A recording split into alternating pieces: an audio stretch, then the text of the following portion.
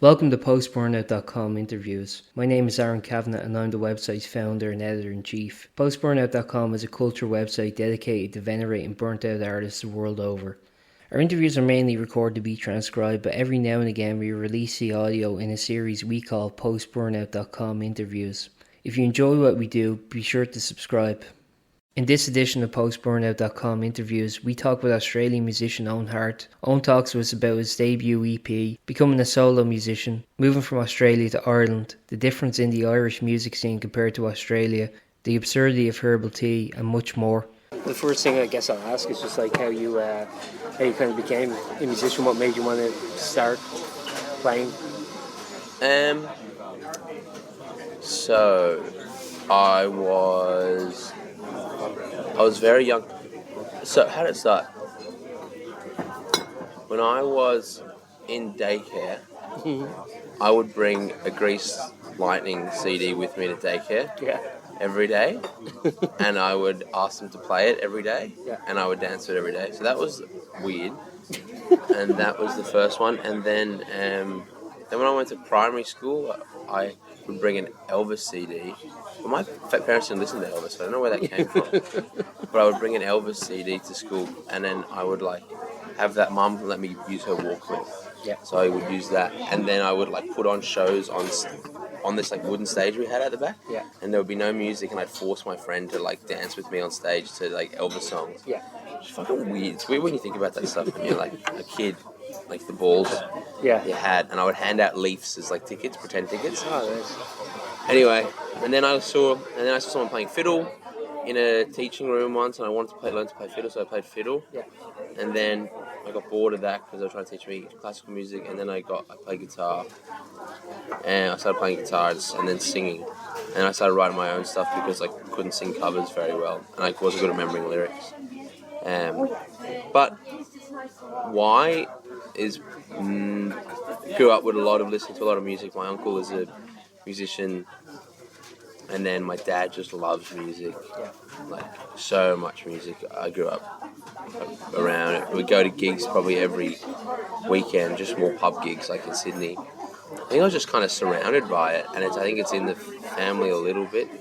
Apparently my dad's dad was a pianist, and my uncle was a muso, but my granddad's tone deaf, so my nana's tone deaf. One of them was Nana was tone deaf.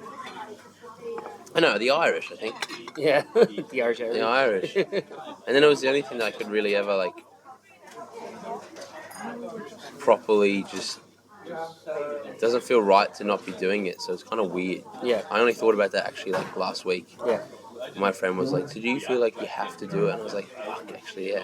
Yeah. It's weird. It's very strange.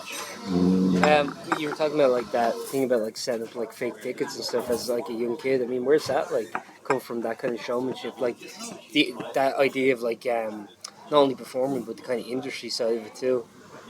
I don't know. I was giving out tickets. Yeah.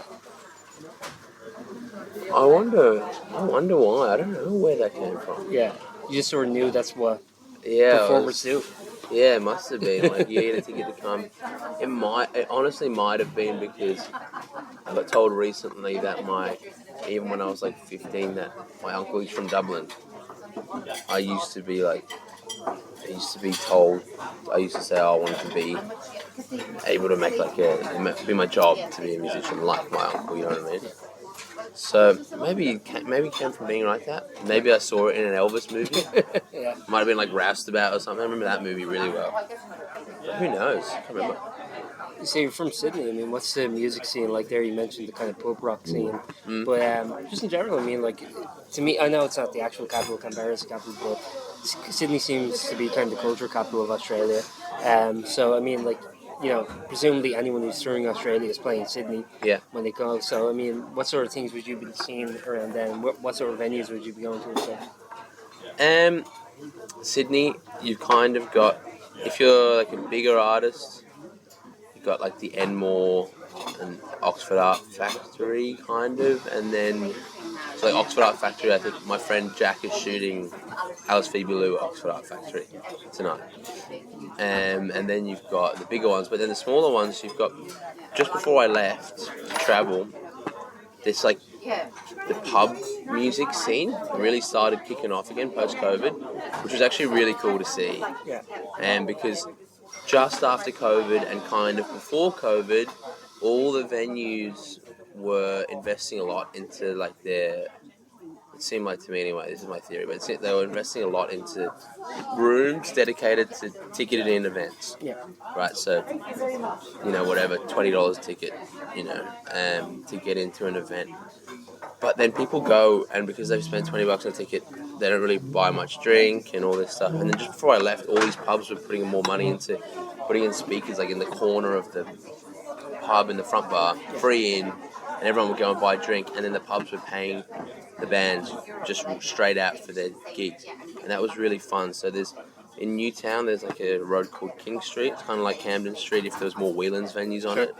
And it was like all these pubs that you could go to, and there'd be live music on all down there, like Friday nights. Not as much midweek stuff as they do in Dublin. Nowhere near as much. But weekends, and then there's the Vanguard, Oxford Art Factory Gallery, Golden Age Cinema, the Bank Hotel upstairs, Waywards. There's a few. There's a lot of small venues. But the pubs are cool. That was cool. And would like the musical variety there, like would it be various? Like could you see kind of any genre you wanted? Yeah, you could. It's different. I'd say it's different. You go big country, like country rock scene, country Americana rock scene in the last like 5-6 years. I don't know why they call them cowboy country and inner western. Yeah. Because it's the inner west is where everyone hangs out in like Marrickville and stuff. Oh, and Vic on the Park. There's country and inner western. Lots of like hip hop and R&B and like soul, and that was getting big, and like rap. Yeah. Indie pop, not so much, but definitely still there. Pop is a big one. Not the folk scene is like near non-existent. It's there in some house shows and small shows, but it just doesn't really suit the like lifestyle, I guess. If it's sunny outside, you don't want to go listen to someone reading out like a 4-minute like spoken word poetry and then singing a song about the weather. Like you want to go and listen to some guy play twangy guitar and you want to drink a beer. But there is massive variety. It's just different. Yeah. Like, and then they don't grow up with folk music like you guys do here, I think, as well. Sure. Yeah, I think like all the influence you've listed that I've seen have kind of been foreign influences. The Australian domestic acts, is there any that have resonated with you, or do you think you've taken influence from? Like from a language point of view, yes, that's right, Jess. So there is definitely some because I grew up with it. I really liked Middle Kids in their first EP. Have you heard of Middle Kids? This is Aussie, a really good band. Their first EP, they were like one of the first Aussie bands that I like fangirled over. I pre-ordered their first EP and went to see them when they had like no followers. Went to see them when I was travelling when I was 18. I saw them in Berlin at like 100-person venue. I went back to Sydney and then just got massive. Kind of started churning out like a bit more like commercial albums, but they're still good. Triple J stuff. Yeah. That's my musical reference. Yeah, man. Triple J and Rage. It's a monopoly, dude. It's a fucking monopoly in Australia. It's Triple J. Like that's it. Even the festival scene, it's like Triple J kind of runs the world over there. It's like Sticky Fingers got cancelled, and then they chucked Ocean Alley in there. Ocean Alley is different, but they're reggae rock, psych sort of thing. Anyway, listen to like I guess Gang of Youths for that one album. Probably when I was in high school. Aussie acts. Paul Kelly when I was younger, probably. But I didn't grow up with. So I don't think I listened. Yeah, that's a funny question. I don't think I really listened to a lot of Aussie acts. So it's quite weird. Because I grew up with his mum's from Dublin and dad's from Ayrshire in Scotland. Okay. So I grew up with, and then all their friends are either Irish, Scottish, and they got Aussie friends obviously. But so I grew up with all the shit that all the people I'm meeting here grew up with in the music scene, like bunch of folk, bunch of trad, Stevens, Van Morrison, pop, Britney Spears. Mum like Britney Spears. You go from Britney Spears to like Mozart or something. So yeah, I don't really listen to a lot of Aussie acts. It's funny. Yeah. When my mates are talking about all these Aussie acts, I'm like, and they're playing stuff, I'm like, I don't know this. I don't really like it that much either. Yeah. That's fair. I mean, I think like of your music, you've referenced kind of you referenced Father John Misty and stuff, and it's like I think that like and Wiseblood, of course, those are kind of your two like central influences it seems, and I think those are a really good indicator of like of your music. I was reading the interview you gave with Ticketmaster where you mentioned like you just happened to be going to a Wiseblood show, and it's just like it blew you away and stuff like that. I think that like organic kind of experience is still like something that's like just can't be replicated. You know what I mean? Just the idea of going to a gig on a whim and being like blown away. I sometimes wonder if, just me probably being a bit cynical, but I wonder if like ticket prices for major venues and stuff will start like maxing people out from being able to take a chance on artists that they otherwise may have an interest in seeing. Oh yeah, I never thought about that. Because I think like independent ticket prices still seem quite reasonable. Like people obviously don't want to do that, but it's just I wonder if like more popular acts will, I don't know. It's just more popular acts. I never thought about that. Yeah. They're just taking a whim on going to gigs and stuff. Yeah. I mean, even like when you go to like a festival or something, it's like it is always, I think, really great when you just like find something, discover like, holy shit, this like resonates with me, kind of. Yeah, I went to see Sticky Fingers when I was really young. Yeah. When they weren't cancelled. They still play there, like, dude, it's weird. They sold out the Arlington, something, that big venue in Olympia in London. They sold out that huge venue. Yeah. They're cancelled, but cancelling doesn't like work that well. Yeah. And then they sold out Olympia. It's crazy. Anyway, I went to see them, but their support act was Methyl Ethyl. And it's a pity they kind of dropped off a little bit. But I remember seeing Methyl Ethyl, and I was like, what? These guys are insane. It was so much better than Sticky Fingers were. Yeah. I thought. Anyway, yeah, you're right. That was good getting that ticket to Wiseblood. So at the time I guess at the time I was writing the stuff that I've only just released now. That stuff's quite old. It's like for first lockdown, COVID, and just before. Because I was leaving the old band that I was in, like not leaving, but figuring out what I was doing. And then I was recording this stuff on my acoustic guitar, but also was interested in like production and like trying to get keyboards and synths in, and I was like, I don't know what it is I want to do. And then my mate was like, I got a spare ticket to Wiseblood and my mate can't come. Listened to her on the train, I was like, oh, she's fine. And it was exactly where I think my brain was going. Yeah. There was like a slide guitar, and there was some crazy big synths, and then there was some big thick drums, and then her voice was like old style influence. That was such a good realization. And then a few months later, my friend for my birthday bought me Father John Misty Fear Fun album. Yeah. I'd never listened to him before, and I was already writing these songs. And I listened to that, and I was like, oh shit, so you can write lyrics that are funny over emotional, and also be emotional over like good music. And be catchy, funny, and emotional. Yeah. So all those influences, actually, it's funny how late they kind of came up, and then that led to like Bob Dylan. Eventually, like everyone starts listening to Bob Dylan. I think every young boy starts listening to Bob Dylan when they're like 19. Yeah.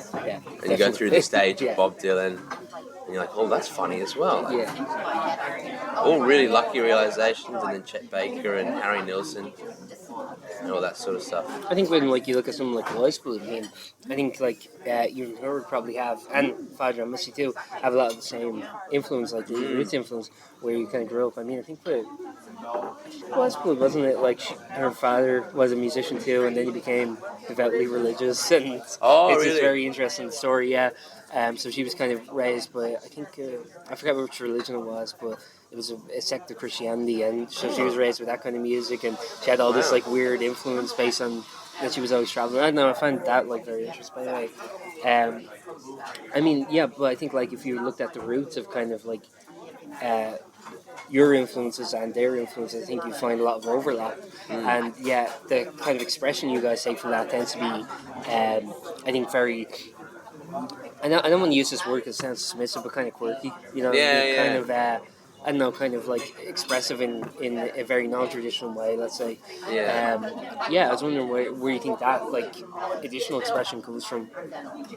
Additional expression. Quirkiness. Where quirkiness comes from. Well, let me just put it like this: like I think like you're not content just to do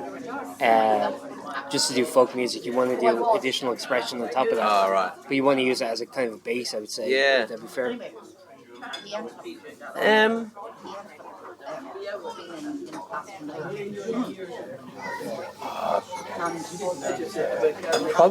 Probably part of it comes from just having because my parents are a bit older and because Dad's 75, so I do have an overlap in listening to older music. Probably that, and then also growing up listening to, like anyone does, finding out their own music.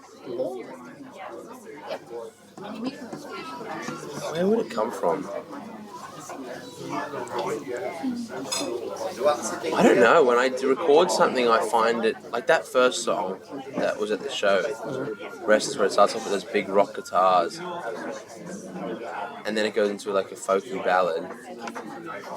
I just find that so much more interesting than starting off with a folky ballad. Yeah. Because it's like listen to the next part in the song from the lyrics. You know I'm emotional. Like I don't need to make the whole fucking song like so sad. Yeah. Because that's also not how life works. You know what I mean? Like you can go from having the best day ever and then like step in dog shit. Yeah. But no, it's just a gut. I think it's kind of a gut feeling. Yeah. Like it's very lucky. So that one came to me. A lot of the other stuff just kind of comes in like, how did that happen? And then you just laugh, and the stuff that I find that is like funny, you giggle out. Not funny, but you giggle out is like my favorite type of stuff. I don't know where it comes from. Yeah. I think I'm just kind of lucky that it's kind of I'm like that as a person. You can be very like sad boy and then can be very like ridiculously silly. Yeah, and that was the thing I noticed when I went to your show was that like it seemed like you guys were sort of in on the joke a little bit, but simultaneously it didn't feel like you guys were being sarcastic in your approach. It felt like you guys were being earnest, but simultaneously, you're aware kind of. I don't know. I think a lot of like creatives nowadays have a kind of sense of self-awareness, which I think feels maybe preemptive to any backlash they may get. Where it kind of feels like I don't know, like they're self-knowingly pointing at themselves and laughing before anyone else can. Yeah. I'm not accusing you guys of doing that, but do you ever feel like taking on say aspects of like country western? Yeah. As someone from Sydney, you think like that may feel perfunctory or that people may be critical of that? Do I what? Do you ever feel that people may be like critical of that? Because I know, for example, there are a lot of Irish artists who do kind of country western music, and sometimes there is criticism of like them singing about stuff that they don't know, or simultaneously, you have like Irish artists doing like gangster rap, what I mean, and stuff like that. And people kind of criticize them for doing stuff that like isn't related to their life or some way, or that isn't appropriate or something like cultural appropriation or something like that. Yeah. Well, I think because I'm taking aspects of country and Western or Americana folk music and just writing the lyrics on. Yeah. About getting drunk in a bar in Texas, like they're about me drinking green tea or whatever it is. So, and also, I don't know, like, if they say you can't do that because you're not American. Yeah. So, I don't know. I feel people get given shit if they feel like they're emulating a culture that they're not a part of, which I don't think is necessarily fair. I think again, like I don't know, I kind of feel like sometimes people want to put people in like little boxes where it's like culturally, where it's like, well, you're not part of this, therefore you can't like take elements of that. Where I think it's like cool if like, you know, you look at someone like the Dropkick Murphys, right, and they're like American, but I think it's cool the shit they do with like or trad music or, you know, stuff like that. I think it's cool to have, you know, it's like, yeah, fucking take our aspects and do it, but I think other people get a bit prissy about that kind of stuff and they feel like, no, you have to be from here to do this kind of thing. I don't know. Yeah, that's weird. It's like even Willie Nelson wasn't Willie Nelson before he started looking like Willie Nelson. You've seen like early photos of him. He's like a polished boy with like his brittle creamed hair and clean shaven. Yeah. And then he decided to move to Texas, I think, or somewhere. Yeah. And he just completely just rebranded himself. Yeah. So it's like, there's no such thing as a proper outlaw, proper country, proper western dude. Like they're all just. It's like in Sydney, it's really strange. Like probably not. I don't think I'll probably do that sort of outfit on stage. That sort of thing again. I'm probably going to do something different. But in Sydney, the country and western stuff it's crazy. Like you're walking down this one area called Marrickville, and there's dudes walking around like they're straight out of like a western movie. They've all got you go to a pub, everyone's got cowboy hats on, and they're wearing big like boots and expensive like cowboy shirts. It's cool. They also, I don't mind it. I used to annoy me when they first started because I was like, not annoy me. It used to be like, you guys are like playing dress up, but then they drink a lot and they smoke a lot and they play country music. So I'm like, well, they're fully embracing the whole cowboy character. So good on them. Like they're like proper cowboys. I was like, whatever. Do you think? Yeah. So what I'm going to ask is like, when did you come to Ireland then? So from Sydney yourself, I know you said your folks are, well, your mom's from here. Yeah. Yeah. So mum and dad are in Sydney. Yeah. So I only moved here 5 months ago. Okay. And moved here 5 months ago, but I used to come over like nearly every year when I was little because mum would come and see the family, and obviously because dad's from here as well. They'd both be able to come over together and do their family stuff.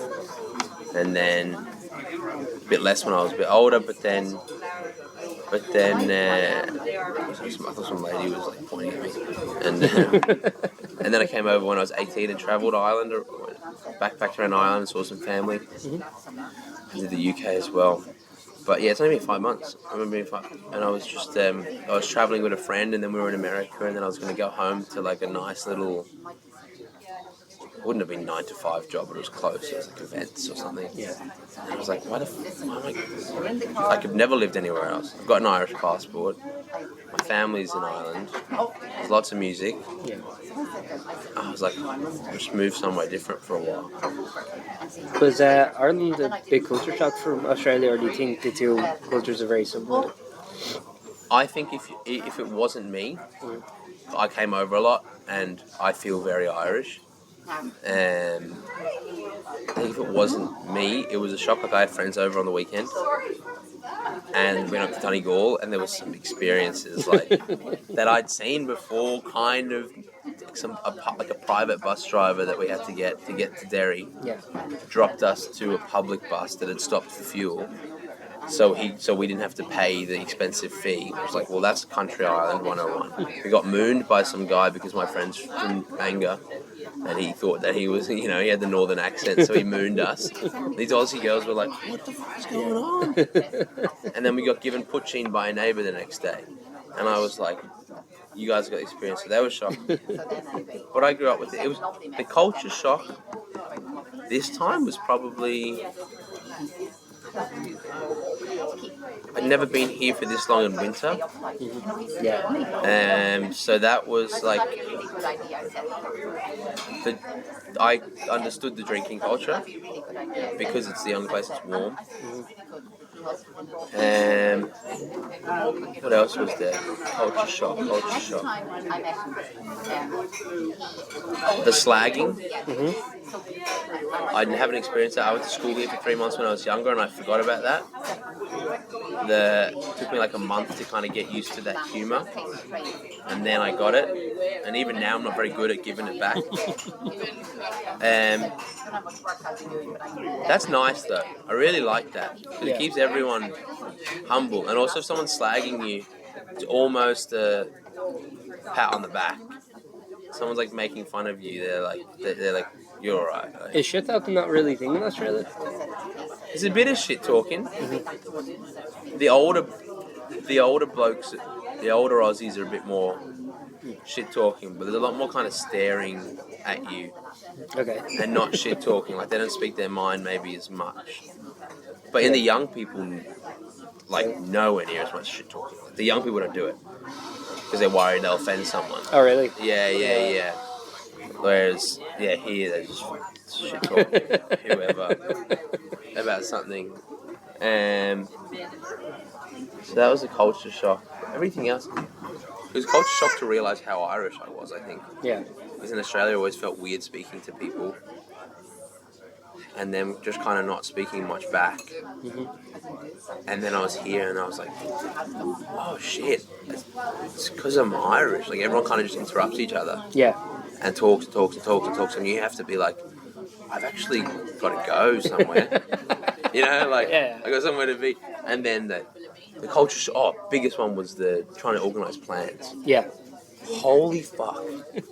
That's ridiculous. Everyone's so flaky. Oh my god, because someone said to me, I didn't realise why it was, and then it was because everyone says yes to everyone. Yeah. And they have to pull out on someone. Yeah. There's a bit of guilt to say no. Yeah. Yeah. The girls, again, that I was with on the weekend, it was meant to take us 3 hours to get up to Donegal. It took us like 5.5 hours. Kept stopping, kept doing something else. The next day we were meant to leave at like 1 o'clock. I left at like 5. Yeah. Because, like, we're like, oh, let's go get some breakfast at a cafe. Everyone's like, cool, we'll leave in half an hour. 15 minutes later, everyone's eating eggs on toast. And the girl's like, I thought we were going to get some food somewhere. Yeah. We're going half an hour. Everyone's having fucking coffee at the house. And then 2 hours later, we go for cafe. And they were like, when are we going back to Dublin? Yeah. I was like, I don't know, maybe tomorrow. Who knows? No rush, are we? That's the kind of way we do it. Yeah. But I like that. So I was like that in Sydney. And my Sydney friend, everyone in Sydney is very much like, I see you at the pub. Yeah.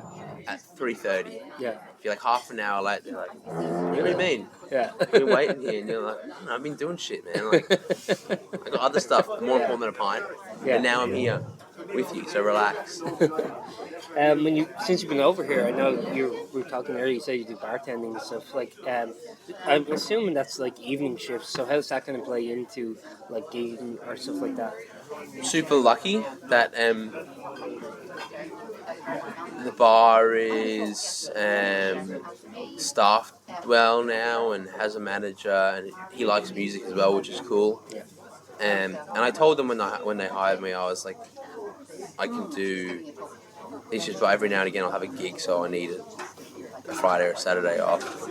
And they're fine with it. Like a few of the bartenders prefer to work the weekend nights. Like one of the girls, she says it's because I don't spend my money. Yeah.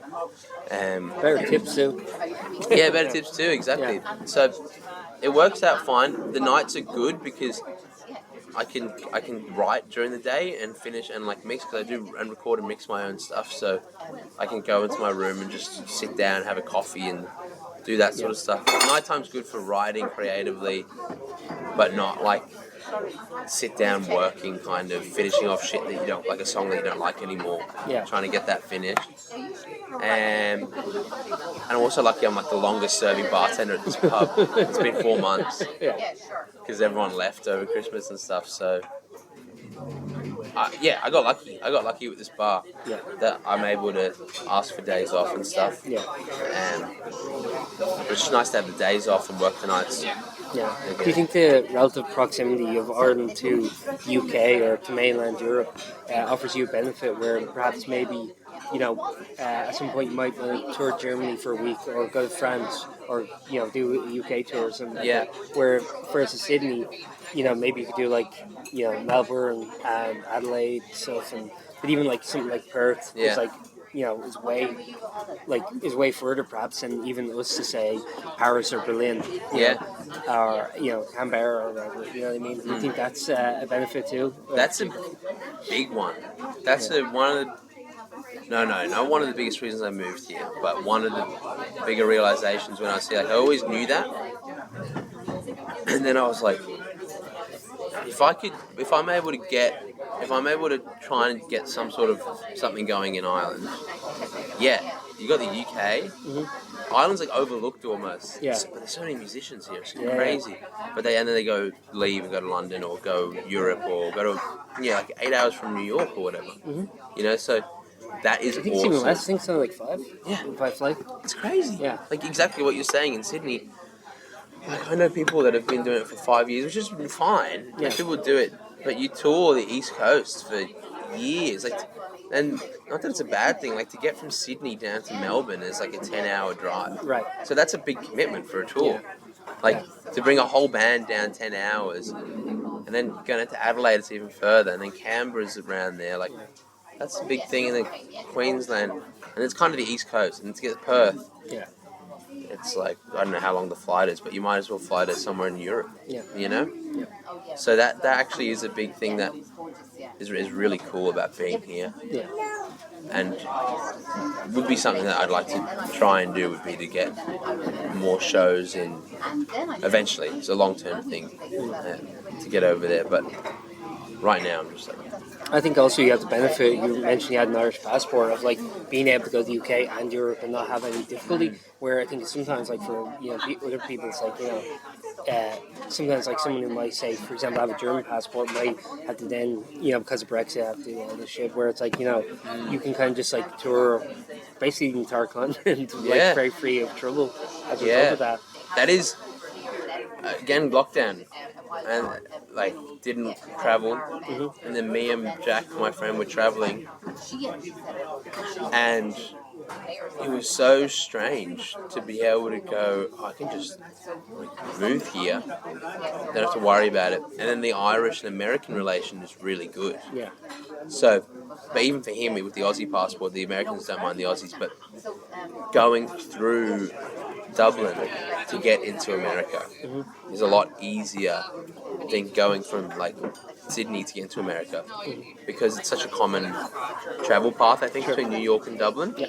And they like the Irish, and they even have the pre-check in Dublin before you go to New York. You do the border here, whatever it's called. So even with him, you could go over. But yeah, it's like you got the whole world. It's quite strange. The goal would be to be able to do summer here in Europe and do summer in Australia. It would be, it's kind of expensive, but if it became a thing, I can book it and get a job. But that's a long-term Do you have any like particular sites on any like festivals or venues that you would like to enjoy, like long-term or short-term? Yeah, I mean, I just wouldn't mind playing some of the Irish festivals. They just seem like a lot of fun.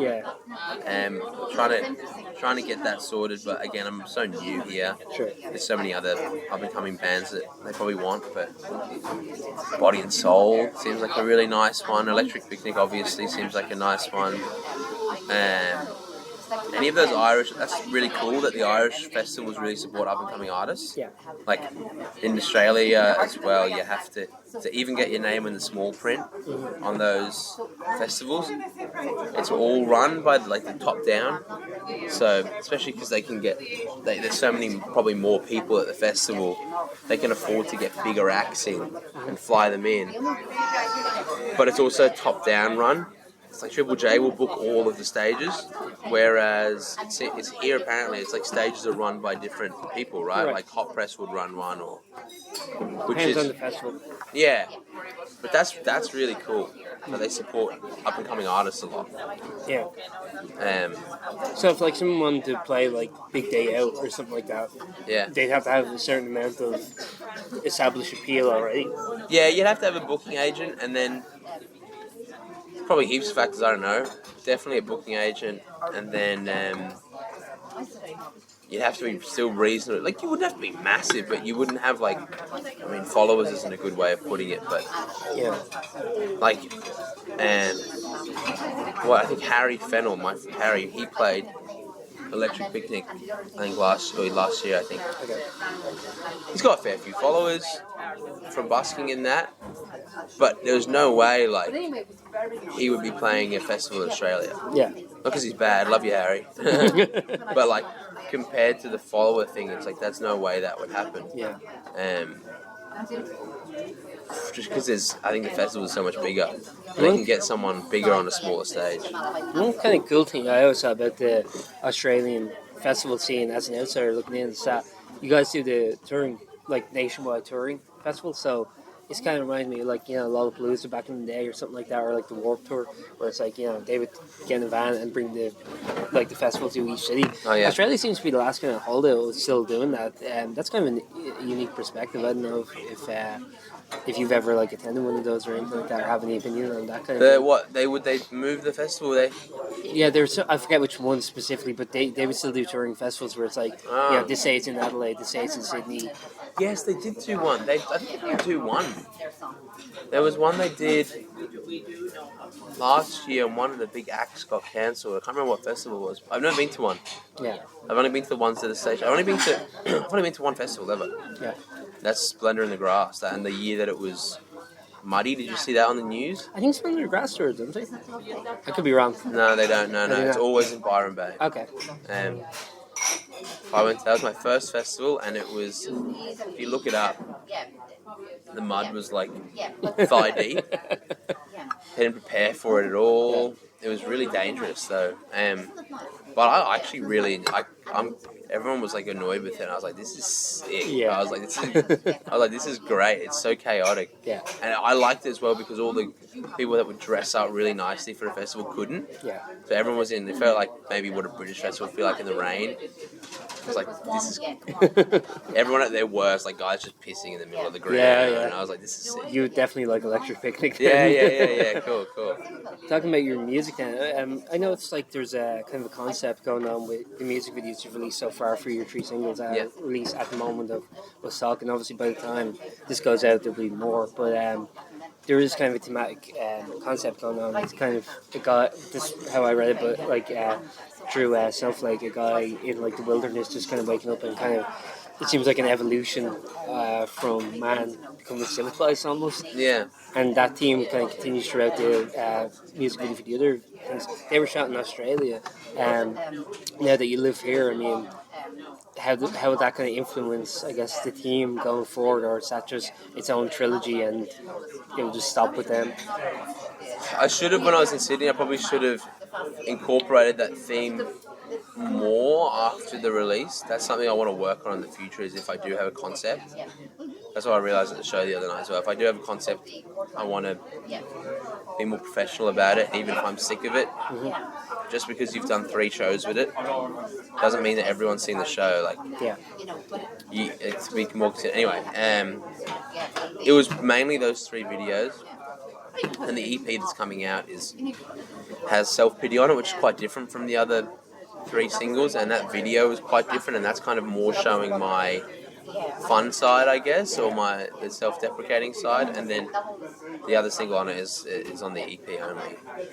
But it was mainly those 3 videos. So those 3 videos are the first ones that I'd finished, and during the lockdown, me and Jack were just coming up with ideas for it, and we were scouting locations, and he said, watch Wake and Fright, the movie. Have you watched that movie? I haven't seen it. You should watch it, and you'll realise what the suit I was wearing is. I had to find this suit to copy him. And so the concept came from that. It's about this guy that just goes on a bender throughout rural Australia and just like loses all his money and is shooting kangaroos, and it's a weird movie. And we were like, let's copy that and get the suit and like pay homage to it, and then so it's like pretty much what you said. It's more about the first video he goes, and then he's with his mates, and then they all disappear, and then suddenly that's why you don't see any people until the end of the 3 videos, because then he's like back to, it's like he's gone on, you don't know whether he's on a real trip or it's a daydream. But we just came up with the idea and the album cover, and then we just kept chipping away at it, and then it was really fun shooting it. When it comes to like the music videos, you have a say, like do you kind of go, here's my concept, here's what I want, or are you content to just like work with the director and go, whatever you like?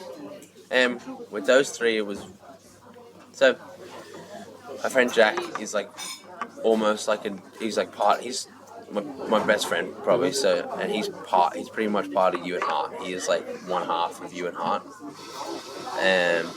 so far until we have an argument. And then, so when we did it, it was all, I came up with this picture that I thought of having a living room in like the middle of nowhere, and then from there we kind of bounced off each other, back and forth, back and forth, back and forth. What was the idea? There was one idea that we were going to have like a dummy, a guy, like a paper mache person that I picked up on the way in that trip, and he would be my friend for the trip. Yeah. Like I'd be talking to no one, and then he'd be there, and he'd be on the roof, or so. I definitely am really heavily involved in all the planning. Like I did all the scripts and shot lists. Okay. For all the music videos, and the concepts were there, and then Jack does all, and then helps me chip away at that. And the shot lists don't really, it's like terrible sketches and stuff, but yeah, definitely there.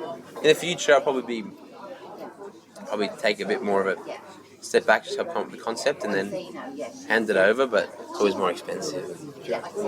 Your music is self-produced and self-released. I was wondering, was that, because you mentioned a lot of this being in lockdown, was that a necessity of the times, or was that always how you wanted to do it anyway? Do you have history with producing or anything prior to this? He's still in there at the minute. Well, when I was at my old band last Thursday, I would only write the basis of it, and then we would write together. And we go to a studio and record it, and then kind of I think I used to mess around on GarageBand a bit, and then when I was in the studio, kind of as I got a bit older, I was a bit more wanting to have a bit more creative control over the recording of it, but at the same time, I didn't know much about it, and then the band, it was okay because there was the band and the producers, so it was all collaborative.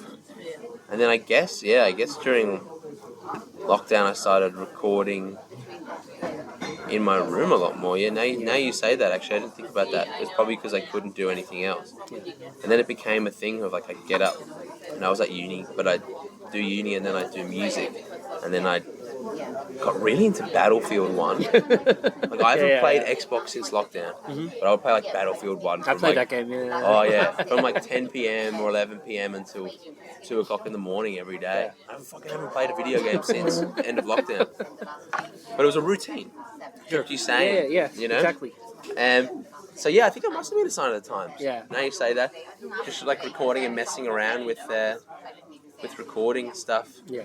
And then I was like, I can do this. So then I'd record it, and then I was able to send it off to a drummer, and they record real drums. Yeah.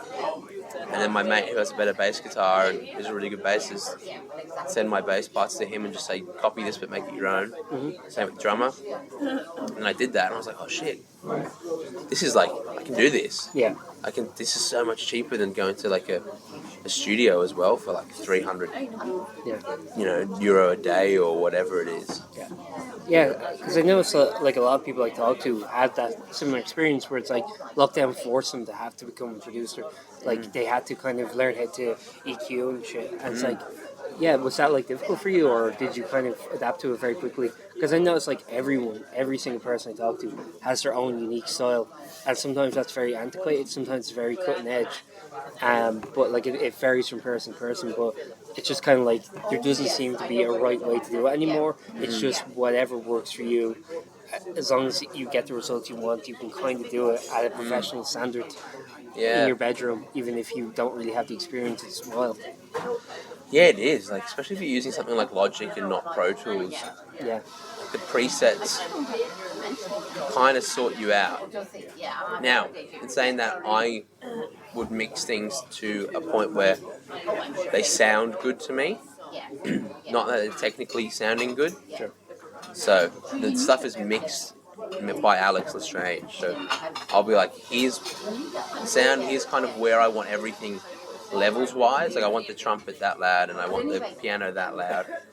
But it sounds muddled and it's not clear. And then he would go and properly EQ it, proper compressor. I'm just using, originally I was just using stock plugins, not messing around with things much. But to learn, it was kind of made sense to me. Logic is very user friendly, so it wasn't too. I don't think it was too hard to learn, and I wasn't too technical about it. Now I'm a bit more like listening to my stuff that I've released, and like doing my recordings now. I'm a lot more like, oh, okay, that sounds like shit. I need to learn how to EQ things a bit more and how to use a certain compressor.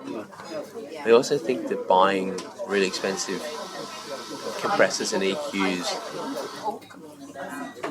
I'm sure at some point I will, when my ears get more attuned to it, but it's also like, the stock stuff is fine. Sure. Yeah. So that should not be an excuse not to record your own music, like, at all. Yeah. You know? You're talking about your new EP, self-titled EP. I'm not being coy, legitimately don't know anything about it except the release is next month, April 12th, I believe. Self-titled. Beyond that, I don't know anything, how many songs are on it, which songs are on it except for self-pity. So yeah, tell us a bit about it. What is it? Is 145 holding my head. No, 145 sold. Snowflake. So sold is a new one.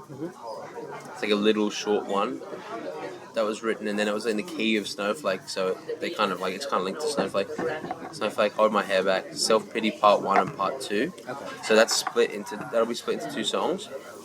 But you can, if you were playing them, it would like go through into it and sound like it's one song, kind of. And then there's like a little interlude track on it on the end, which just is from 145, and it kind of loops back to the start.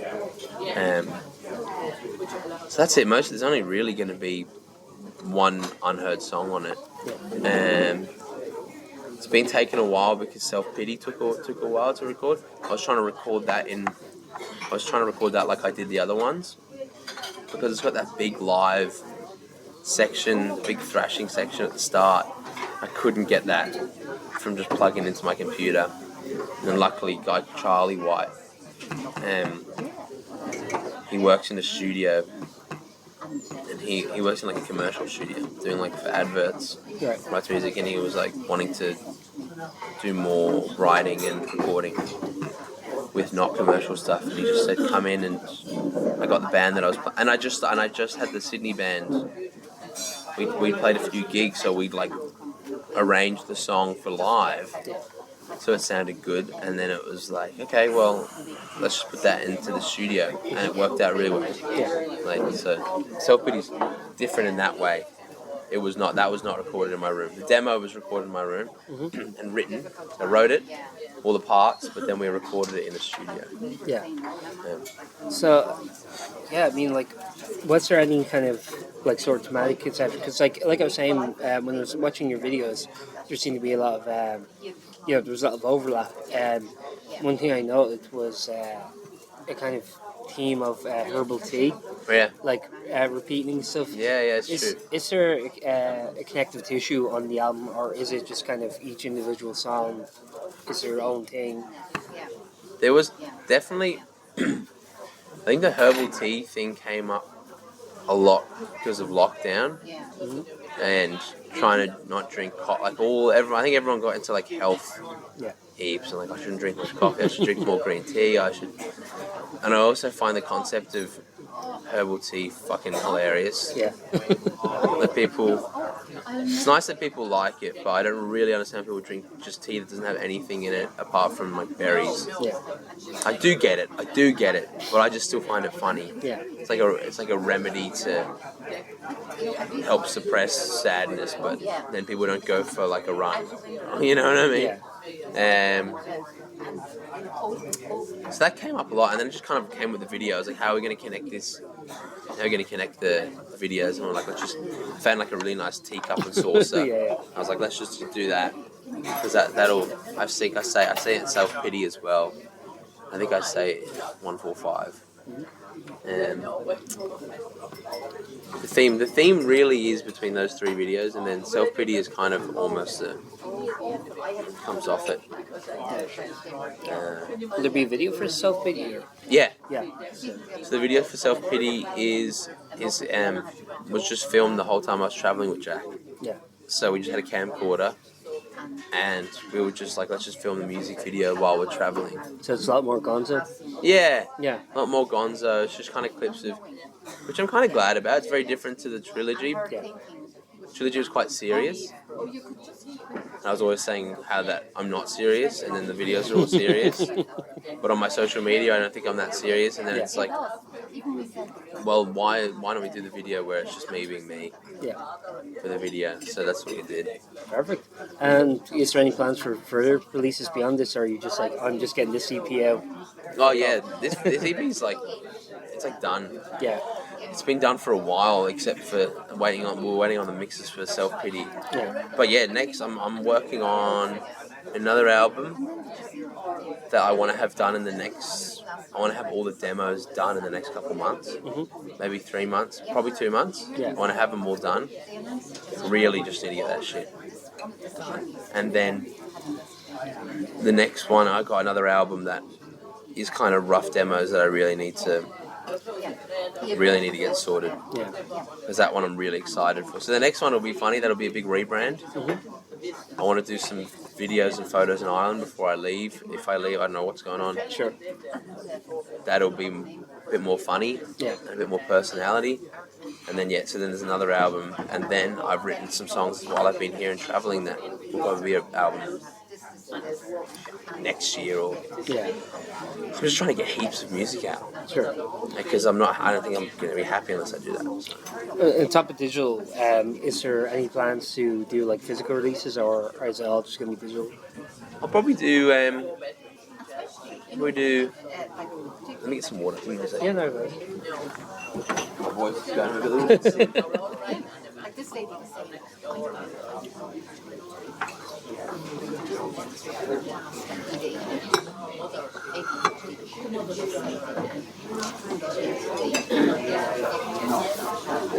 so she went quite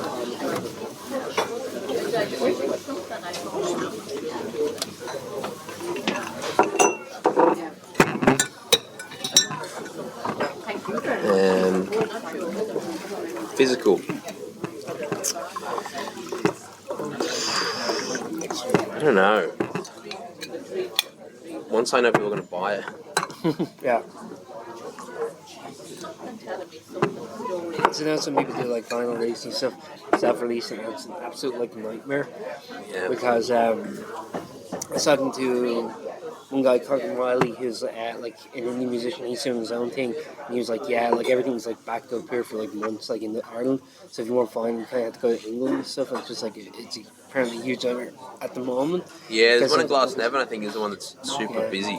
Yeah, all of them seem to be domestically. I don't know what's up. So yeah. But would that be something that would interest you, or in the future? Well, I'm not a big vinyl person. I think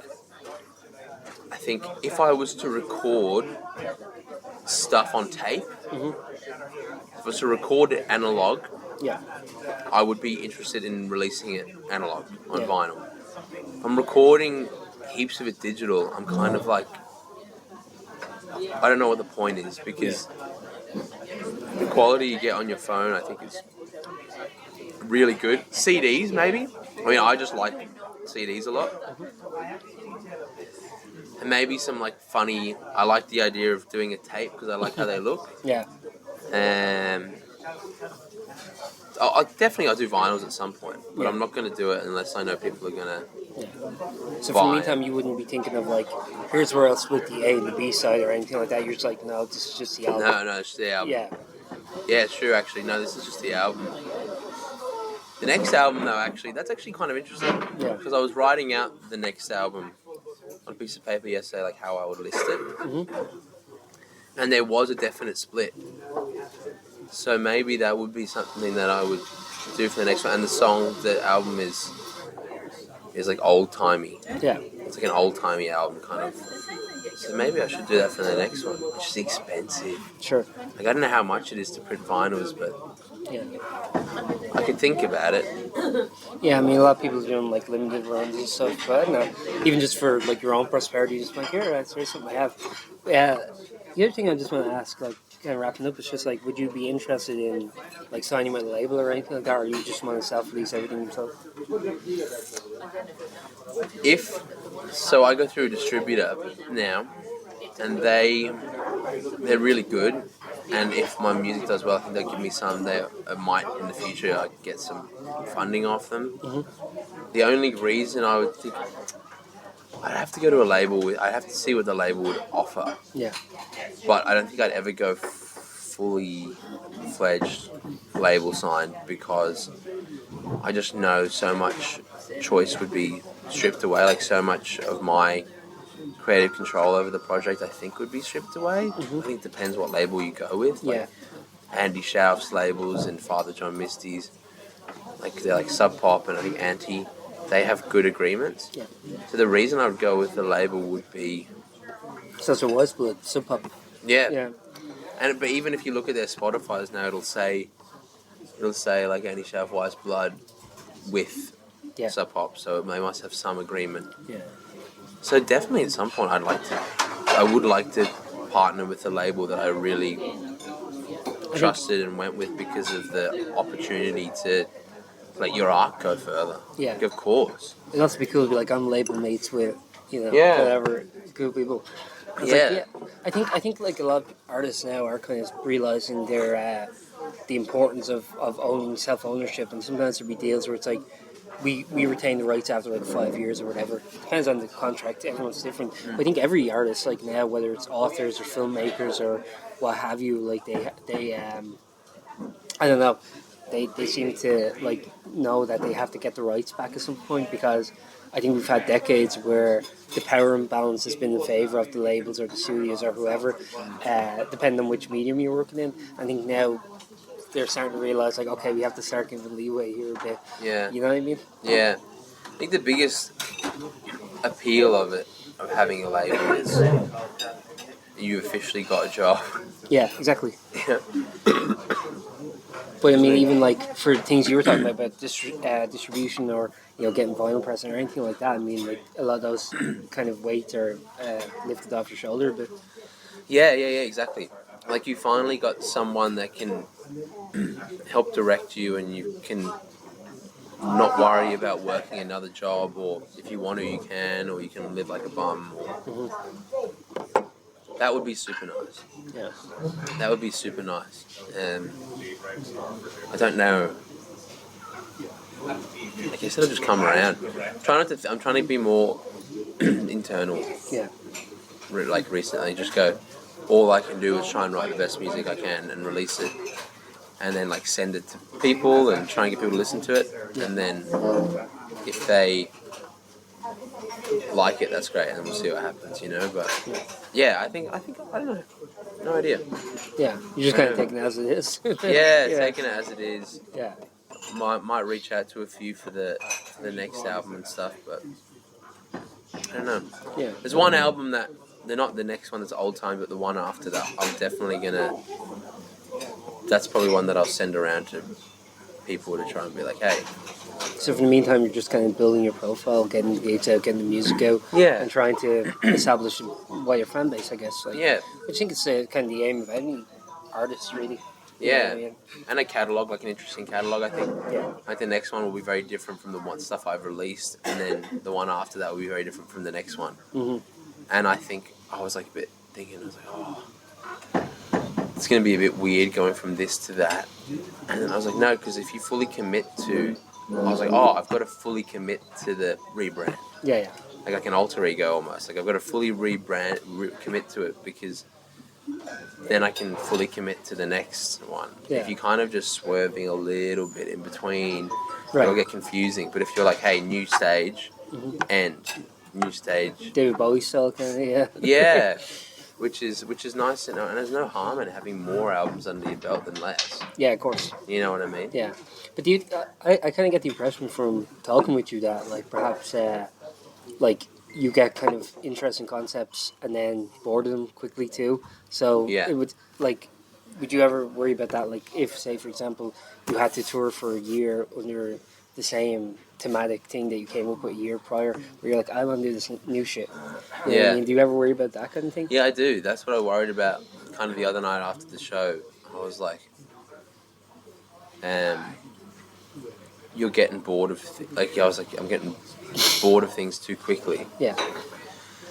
But that was good realization, because then I went, well, too bad. Yeah. Now I've got to make sure that I treat that part of it like a job, and because you can keep interested in other ways. Yeah. So I think that's something you just kind of grow out of. Sure. I think I don't know, but I think if I was going on tour doing it every night, having fun, I think also if you're on tour and doing a theme, it would go so quickly that you wouldn't feel like you were doing it for 2 years. Sure. You know. And that's what makes you more dedicated to the bit, because you're not just going to like haphazardly go, well, maybe I'll do this, because you're like, well, I have to picture going up on stage every night doing this on like a 3-week tour or something like that. Yeah. I think also if you're going to different places, it's like a new show for everyone every night, whereas what would happen was, like in Sydney especially, I only played like 3 shows in Sydney under my solo name before I left. And even by the 3rd show, we changed the set list, you know? Whereas the first 2 shows, the set list was great. The set list worked really well. But then the 3rd show, I was like, probably the same people that came to the first 2 shows, so I got to change the set list. Yeah. Which is true to an extent, but also there was probably half the crowd had never seen the show before. Yeah. So why did I change the set list? Sure. You know what I mean? But do you also look forward to, as we were talking about earlier, potentially traveling around and maybe seeing, like say if you went around Europe, seeing how, well, the Spanish react to my show like this, the French react to it like this, Germans like this, Italians like this, whatever, wherever you happen to go. Is that something that like intrigues you, just seeing how different nationalities kind of react to what you're doing? Because I think like it's very it's interesting kind of like how sort of versatile everyone's music taste has become. I think in a lot of ways it's down to streaming culture perhaps, and you know, just in a lot of ways there isn't the commitment to music that, you know, you had to have at one point, where it's like, you know, maybe your whole persona would be folk because you need to sell folk or whatever it may be, where it seems like now it's like everywhere in the world seems receptive to weird and kind of avant-garde shit. I mean, even like mainstream music is getting very avant-garde and experimental and about bigger themes beyond just, you know, sex and whatever, you know, having a good time. Yeah. You know what I mean? Yeah. Do you look forward to seeing how maybe other places will react to your music beyond Ireland and Australia? I look forward to...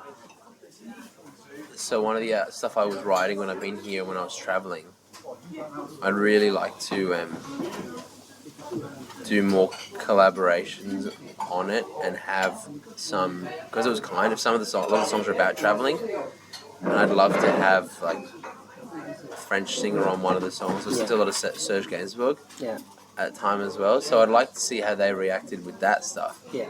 And trying to, and incorporate some other cultures into the music. But yeah, with my music, sure. I mean, I'd like to. I have a few people listen to my music in Madrid and Lisbon and stuff, in Spain, and I guess I would be interested. Obviously, at the same time, I'm kind of like in the headspace of trying not to care too much about what people think of it live. Like, obviously, I want everyone to have a good time. That's what I'm there for. But it's kind of like, I don't know. Of course, I'd love to travel and see how people react to the show. Yeah. And if they do react, if people come, that'd be great. So you're still the same showman selling fake tickets since you were a kid? Yeah. At the end of the day, that's kind of still where you are. Yeah. Perfect. Is there anything you'd like to add just for a wrap up then? What? Singles out 15th of March, EP's out 12th of April, you said? I forgot that. Yeah, I think so. I think that's what Megan told me. It's out soon, like 6 weeks or something. Yeah, this will be coming out somewhat soon to that release, I think. So have it somewhere in the middle, perhaps. Yeah. So yeah. Thank you for everyone who's come to the show so far. Thank you for speaking to me. It's been really nice. Thanks for the invite. Yeah, it's good. Appreciate it, man. Thanks, Ireland. Thank you for listening to that episode of Post-Burnout.com interviews. We hope you enjoyed and stay tuned for more.